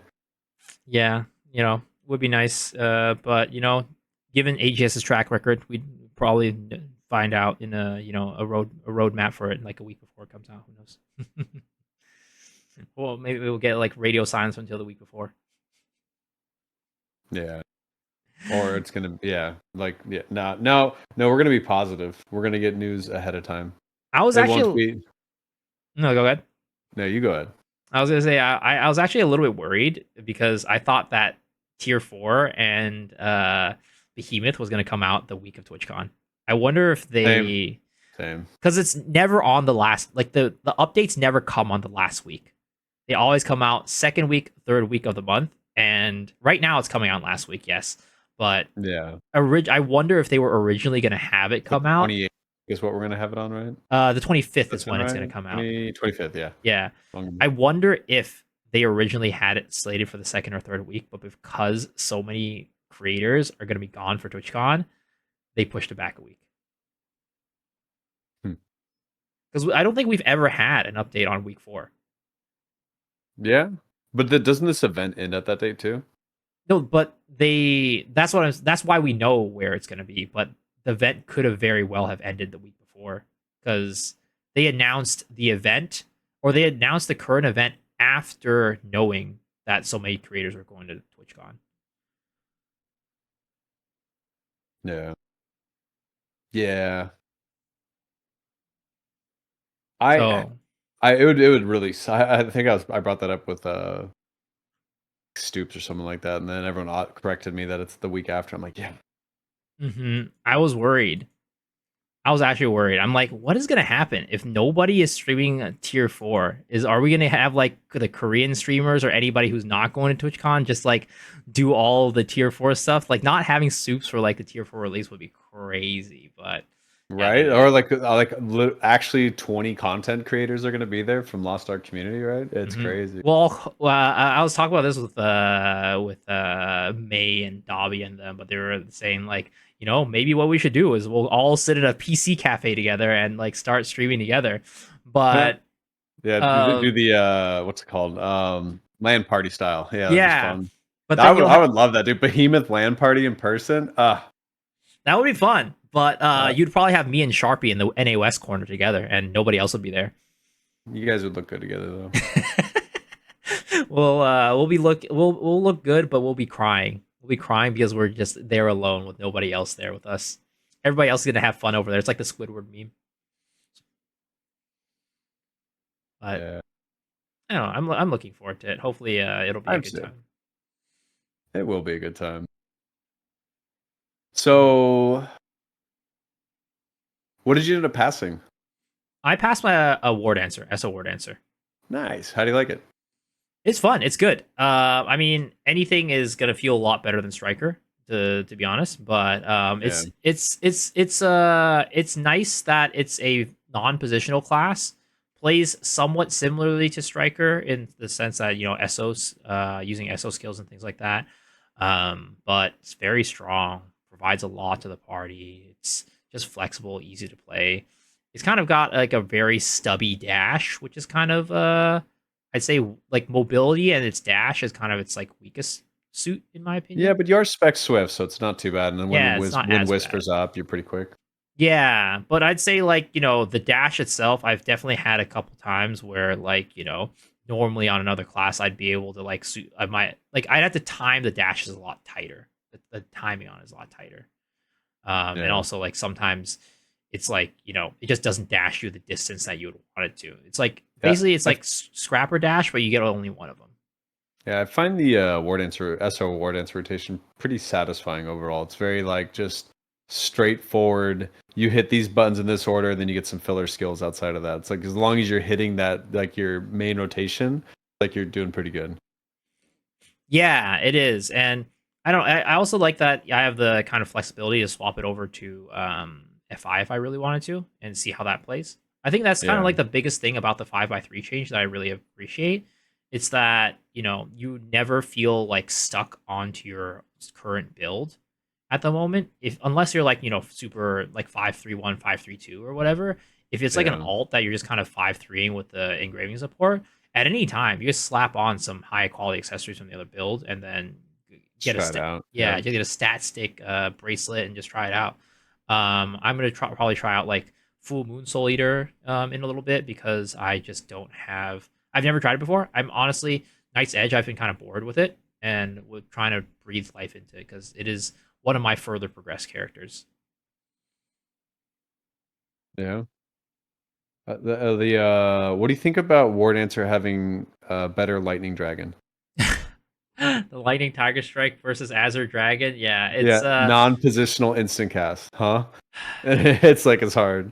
eh, man. I mean, again, it's Striker is just it's in a tough spot. It really is. And It needs it's love. it's been in a tough spot. Like the thing is, Striker was considered one of the strongest classes back in the day around like Malton up to Brell, I think. But Yeah. at the same time, I've never seen a Striker pump. Yeah, I mean, there was Like the one in the Whamlet that was pretty good. Yeah, there's a couple of them. Like when they're good players, they're good. But on average, like I have never seen like outside of like a handful of players actually do damage with that class. And I think like Striker was honestly it was a strong class, but a pretty clunky and hard class like even since the beginning. And it was just like Mintor who was like really the kind of the person that people that made Striker really popular and known as a good class. She was just a really good player on the class and a really good player in general. So like I think like even since then we've had like some really big quality of life problems, but just never had any love shown to us. yeah. I I I miss playing my striker a little bit until I get on it and I start charging lightning tiger strike and then the boss turns. That's probably or and then it doesn't crit. Like yeah, It's the thing is with LTS, there's so many times where I like throw it out and then I throw it out before a boss even finishes their attack animation, and then they like turn, or they like turn 360, like they turn like 180 and then another 180, and then I still don't have it out.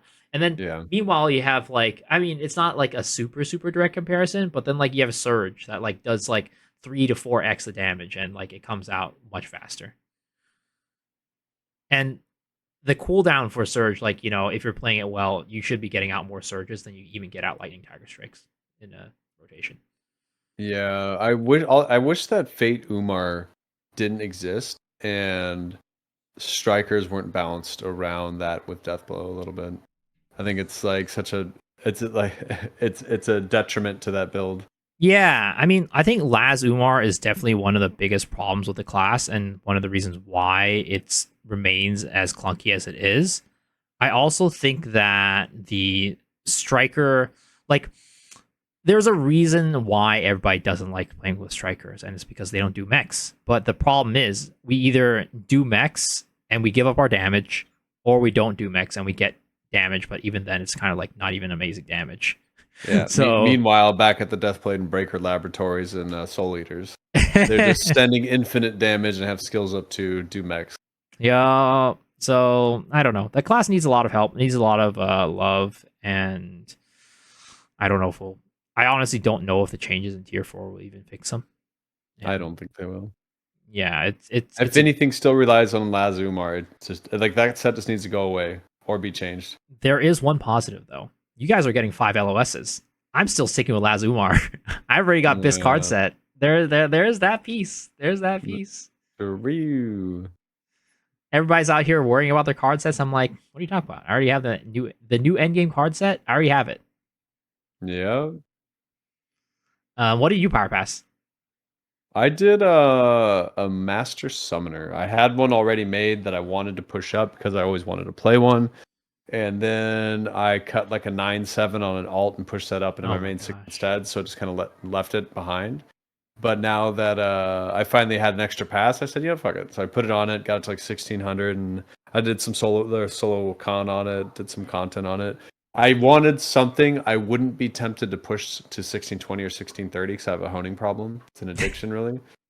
And it has like a great chaos dungeon, excellent low pang character. You know, it does its job Mm. What class because would that everything be? you do costs gold, Hmm. and I need more gold for my main six. And I wanted something I would not push. Wait, what's your main six right now? It's Slayer, Sharpshooter, Destroyer, Bard, who Gunlancer, else? War Dancer. Gunlancer, War Dancer. I mean, have how long have these main six been in your main six? Sharpshooter, since that was my second or third character.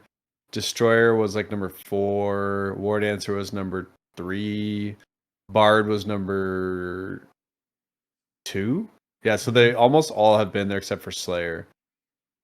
Since and that one you made since Slayer release, right? Yeah, Basically. this I'm talking like Vicus days. I've had all these characters, Yeah, and and then I I had mean, like my artillerists and stuff too.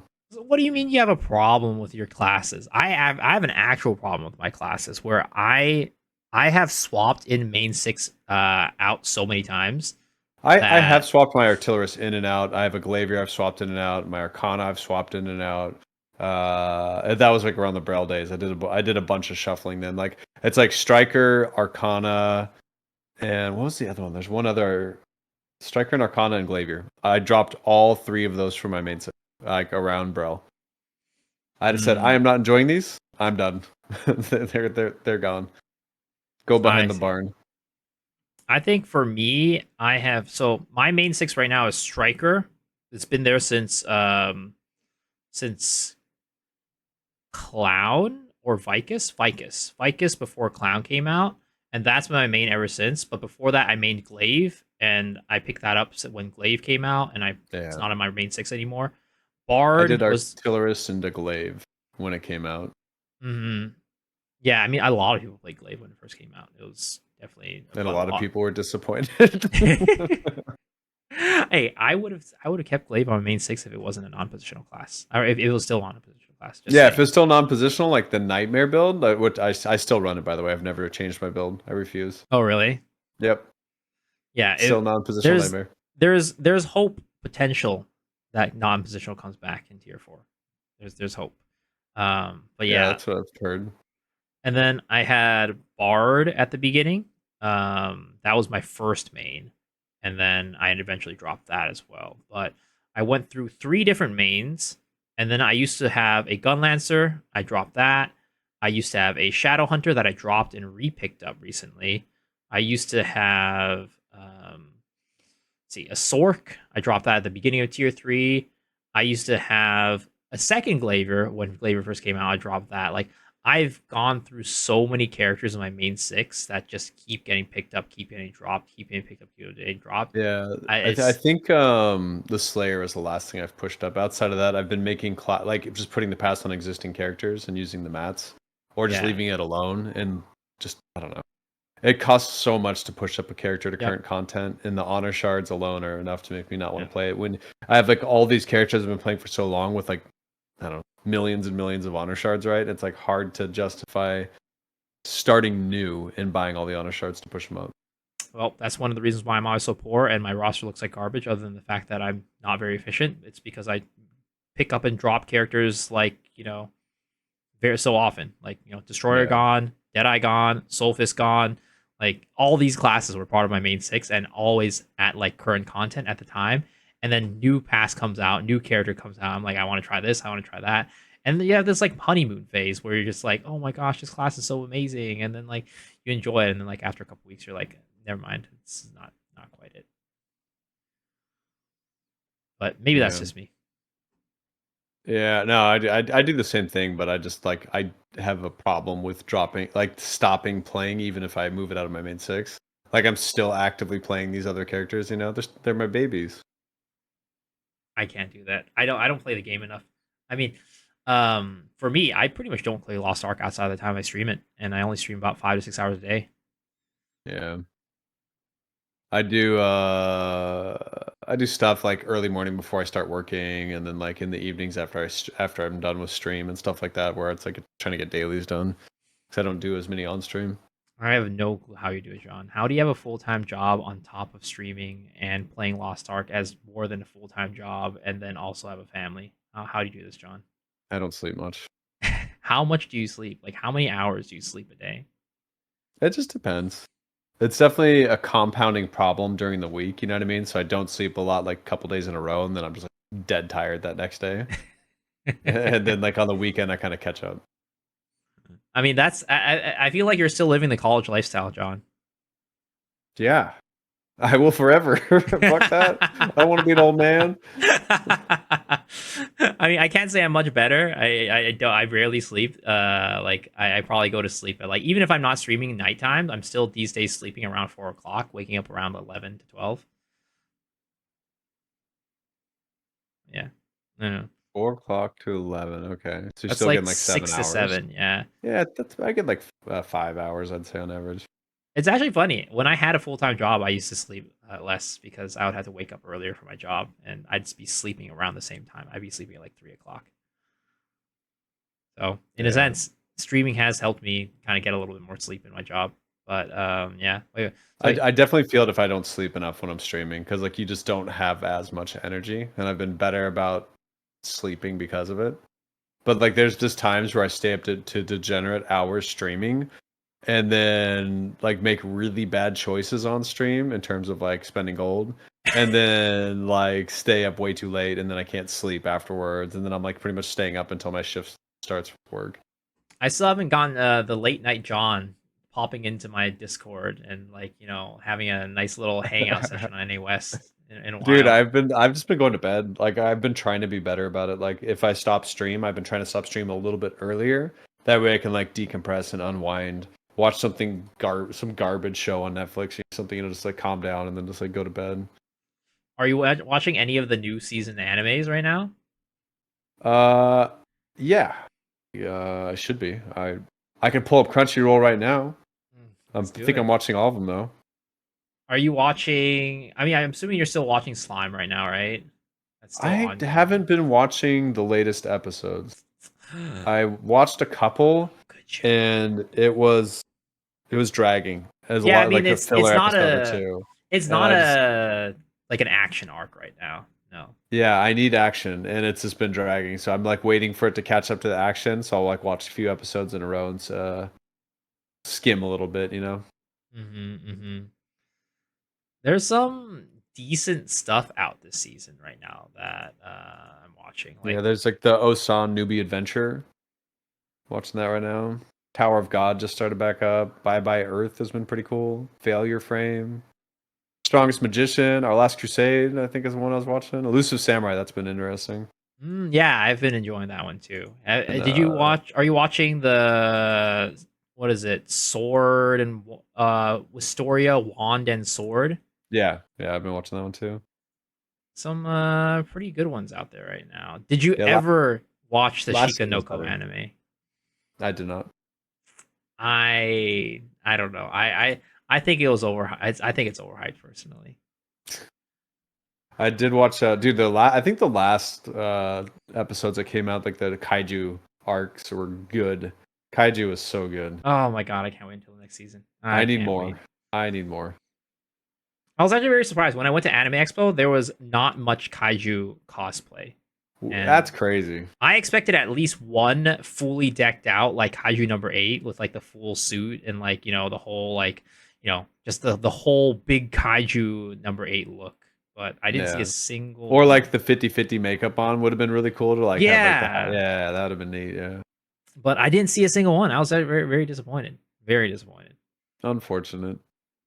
Yeah, but I mean, I don't know. I think that there's so much good anime out there to watch. It's great. But pulling us back on the topic of Lost Ark, are you like right now? It's like we have a lot of new players, visiting the game, playing the game right now, and I actually We did come out do? with a new tier list of like classes for new players that I made on stream. It took me 4 hours to make on stream. It's kind of crazy. Okay. But do you have any classes that you think you'd recommend for new players right now? Like, what do you think are the best classes? Um, New player friendly classes. None.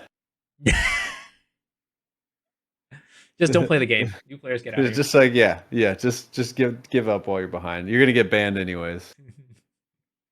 But like Knight's Edge Soul Eater, I think is my highest recommendation for a lot of players. I think it's pretty new player friendly overall. It's non-positional. It's a pretty set cycle until you reach like your burst mode. I think I like to see more players playing that. I try not to recommend Entropy to everyone. There's an arc where everyone was suggesting Predator Slayer, and now all those Predator Slayers pushed up, and they're all just doing 0 damage because they don't understand how the exhaustion works. And a lot of them have swapped to Punisher now, which is pretty good. But I would still wouldn't just don't play Entropy if you're new, please. Um, yeah, yeah. That's why I like Knight's Edge Soul Eater. I think of all the newer classes, and the newer the class is, the more like quality of life it has received. I think Soul Eater, because then if you wanted, you could also do the like the spec build on it. It's different enough to where you're going to be doing like big numbers if you want to see it, or just numbers. That's like my highest recommendation. I like Personally, Master Summoner a lot too. I don't know if I'd recommend Master Summon for new players though. It's tough because it's squishy, but with proper support and push immunity, like you can abuse it, and it does good damage consistently. hmm Personally, for me, I'd still recommend the Wind Fury arrow. I recommend what, sorry? Wind Fury. Yeah, I think Arrow's a really good recommendation too. Hitmaster in general. hmm I mean, I think there's also like partly like maybe it's like not as a first character, but I always say this. I think there's value in characters that are entropy, but like easy to play entries. That way you can kind of start learning how to play entropy with The those reason I characters. like things like Barrage Artillerist, Master Summoner, Surge, Deathblade. So like there's differences of how I recommend things. There's one on cheap alts, and anything that only needs like one gem to do 60% of your damage, it's like high on my list, right? And that's those guys. And then you also have the one like then you have like Knight's Edge Soul Eater and Arrow, Wind Fury Arrow and stuff like that, where they need a ton of gems. They need so many damage gems and gems everywhere that if they ever want to truly min max, they won't be able to afford it. So like the efficiency scale is also pretty important, I think, when suggesting new classes for new characters and new alts. And that's why I like those other guys. Yeah, I mean that's for sure. Do you think that they're like this is kind of an age old argument? Do you think that classes that use more damage gems should be stronger? Oh, it's tough to balance. I don't like the thought of balancing around it. I think everything should be equally balanced based on gems in general. But I really think damage gems and cooldown gems. This is hopium, pure hopium, and I'm smoking it right now. But I should be able to re-roll a cooldown gem into a damage gem, just like I'm re-rolling different skills. I want to select damage or cooldown. and just be able to roll it, it would make the game infinitely better for people swapping builds. 100%, 100%. And I mean, I actually think it's like weird because like I don't know if you remember this, but part of the reason why they went with the current arc passive system is because they actually had a conversation in the past and talked about how they want to make it easier for people to swap between builds. Yeah. Um, like But let's then they say, left gems the same. but then they left gems the same. Yeah. And then you have people who rolled up like level 10s frame 1 for tier 4 and they're selling it for 2.5 million in KR. Yeah. So it's like it's wild. It's wild. Are you gonna do the gem gamba? Fuck no. I am, I am a whale, but I'm a reasonable whale. Uh-huh. Uh-huh. I don't go and swipe outside of my means. I do little bits here and there, like, hey, do a little bit. You know what I mean? Like, I don't need to have the absolute perfect everything, but I like to have my characters functional. And to be functional, they need enough. And I don't think going all the way up to a 10 gem is on my list or radar. It's like the same thing that one time I did an interview with one of my friends, and I posted the video on YouTube as well. But he's somebody who has spent over like $40,000 on the game Okay. to get his characters up, and people are like, "Oh my god, what a whale!" But what's the point if you don't have a 25 weapon? What's the point? Because at the time you didn't have a 25 weapon. But the thing is, like, he spent so much money on the game, like to get his characters, kind of like what you said. Like he tries to spend it efficiently in a way that he's going to get all his characters up to a level Yeah. where he thinks they're like really strong for the current content and things like that, rather than super juicing unnecessarily in like one aspect that doesn't really make sense. Yeah. Exactly. Like I'll swipe for gold and I'll use it for transcendent because that is by far one of the largest damage gains for gold spent.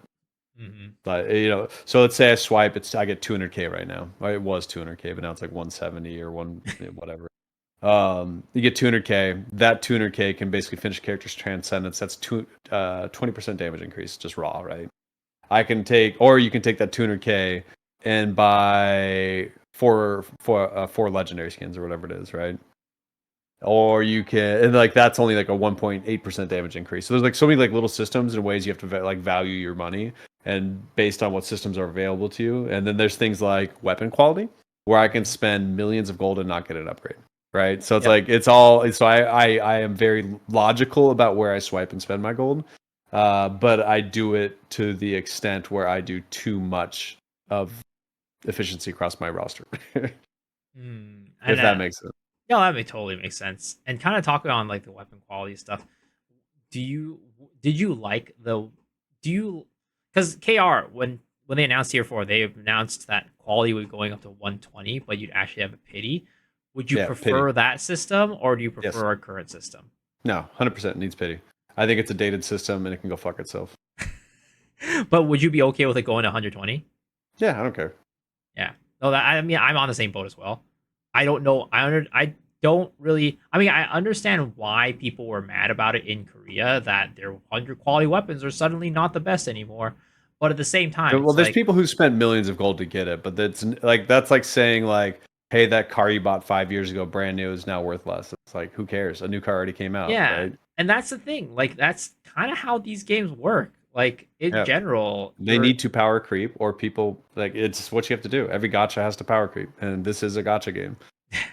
well, I think just RPGs in general and MMOs in general are all kind of like this, where like a new content comes out and then you get strong gear. Your old gear that you spent a lot of money on suddenly is not worth as much anymore, and Yeah. that's just kind of how things are. And honestly, if it weren't like that, it would be kind of boring to have best gear for 2 years, 3 years, however it might be. Like you had nothing to work with, well, nothing to work for. Yeah. It is in fact just pure gotcha, right? And anyone that talks about ROI on Lost Ark, like you are so high. There is no ROI. You're peeing gold. You make gold to spend gold, and you will continue to power creep yourself and gain power. I think that yeah. I Do you think that they should? Well, the thing is like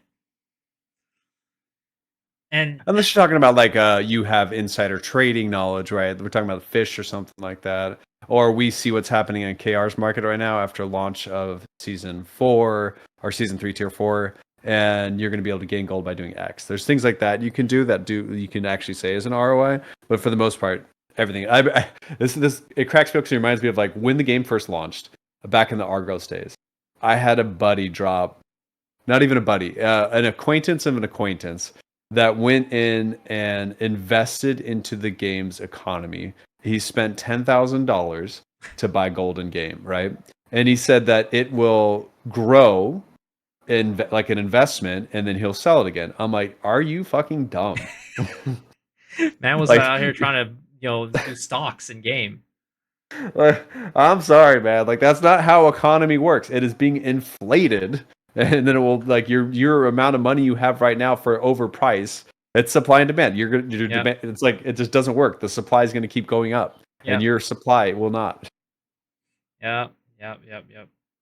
Yeah, simple Because like, economics. That man failed I mean, at. if you think about it this Exactly. way, right? Like back then, it was like what 200 blue crystal for like what was it like in the market? You know how like you look at it, it's like now 4,000 or whatever for the blue crystal, and back then it was like 200, I think, right? 200 gold for And like it's interesting because blue it's tanked a little bit right now because everyone wants gold because they're transcending. They're doing elixirs and things like that. crystal. Do you think it's actually possible for us to get rid of blue crystal and like get rid of peons? Personally, I'm on this on the feeling that as if we do get rid of blue crystal and peons, or like at least even just get rid of like basically like getting rid of the blue crystal economy, I don't think it'll be healthy for the game, like for gold inflation. Um, well, they need a way for. Did you Gold to play be WoW? no, Yeah, I yeah. haven't. It's like the So WoW they token, had like a right? token, right? Yeah, the token was going from real money to a token to gold. It's weird that there's the additional layer of blue crystals in there, but I think it's kind of necessary in a way to have that secondary, tertiary level of markets. I Mm-hmm. don't think it will go away. I don't think it's possible. I do think the crystalline aura, which is our sub, should be giving us a lot more. It's such a dated like benefit we gain. Like that Mm-hmm. should be quality of life that's available to us. Give us more perks from being having crystalline aura. Make it so we always have rested chaos dungeon. Do something like that, and people will spend more, right? And Yeah. make it money only. Yeah, it's but like I think that the fundamental idea of like having something that people pay gold for, and then the gold that being linked to like the RMT, like I guess marketplace, is kind of going to Yeah, be a necessary thing that we have in the game. yeah, yeah. I. Hmm. No matter what, they have to monetize, right? Yeah, I agree. Um, okay. I mean, I think in terms of we're up at like the 2 hour mark or so. So this is kind of like usually how long my podcasts go in general. So, and I think we're kind of like we've talked about everything that we need. So, or like everything we had on the docket. I don't know if there's anything else that you wanted to bring up and talk about, but if not, maybe I'll let you kind of like go off on your own. And again, thank you so much for taking the time to hang out with me today. It was so much Yeah, fun. it's daddy daughter date night. So it's I do like family. I try to do Mondays as family night unless there's like Hmm. something going on. So I'm taking my daughter out for dinner. So So fun. I will depart on that note. That sounds good. And again, thank you so much for kind of joining me, guys. I mean, I'm sure everybody here knows Mr. John Powell, but if you have never been to a stream before, please 100% check him out. He streams the same times as me on weekdays, but at the same time, he also streams a lot longer than I am. So if I'm, whenever I finish streaming, and he's probably still streaming, so go check him out then, and say hi to him. And I don't know, he's like ever since like John started streaming, it's been like such a I don't know. It's been a lovely addition into the Lost Ark community for sure. I mean, you've always been a part of it, to the Twitch community. So Yeah.